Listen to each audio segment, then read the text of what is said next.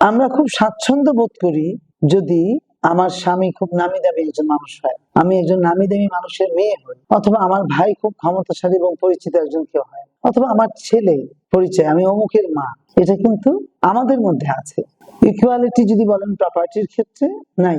প্রপার্টিতে আমাদের আমাদের ধর্ম মতে, ইসলাম ধর্ম মতে মেয়ে পাবে ধরেন যে বাবা কাছে 2 আনা, স্বামীর 2 আনা, ভাইয়ের 2 আনা, ছেলের 2 আনা, এই কিন্তু 8 আনা হয়ে গেল। আর একটা ছেলে কিন্তু পাবে তার বাবার 8 আনা। কিন্তু আমাদের দেশে এখনো এই ইকুয়াল ট্রিটমেন্ট আমরা করি না। আমি আমার বাবার 2 আনা পাচ্ছি, বা স্বামীর পাচ্ছি, বা ভাইয়ের পাচ্ছি, অথবা ছেলের পাচ্ছি। ওই ক্ষেত্রেও নাই। তো সমাজের কি সম্পত্তি বলেন বা ট্রিটমেন্ট, আপনি বাংলাদেশের গত কয়েক দশকের প্রেক্ষাপট যদি দেখেন, মেয়েদের ক্ষেত্রে দেখবেন সাংঘাতিক বৈপ্লবিক একটা পরিবর্তন পোশাকের। সব দোকানে যে দেখবেন ঢিলা ঢালা লম্বা চওড়া পোশাক, ওইটাই নাকি ফ্যাশন। আজকে সকালেই শুনলাম এখন নাকি মেয়েদের ঢিলা জিন্স পরাও ফ্যাশন।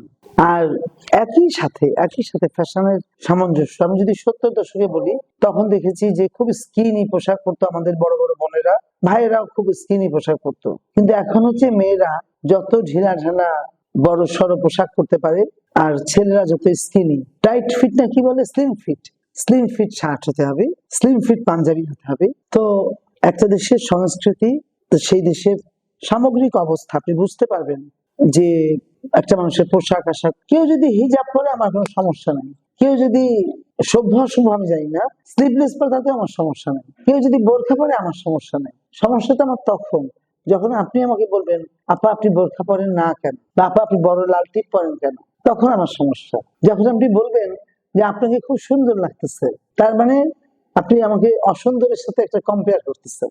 এইটা কিন্তু আমাদের ট্রিটমেন্ট আছে। অথচ দেখেন একটা জিনিস, আমি জানি আমার এই কথা হয়তো আপনি তুলে ধরতে পারবেন না, এমনি বলছি মনে করেন, আমি তো মেয়ে তাই না, উনি তো ছেলে। আমি যদি স্বল্প বসনা হলে ওনার খুব মানে অন্য একটা ইচ্ছা জাগে, উনি তো একটা tight jeans tight T shirt পরে আছেন, আমার হবে না কেন? তো ইকুয়ালিটি আসলে নাই আমাদের দেশে।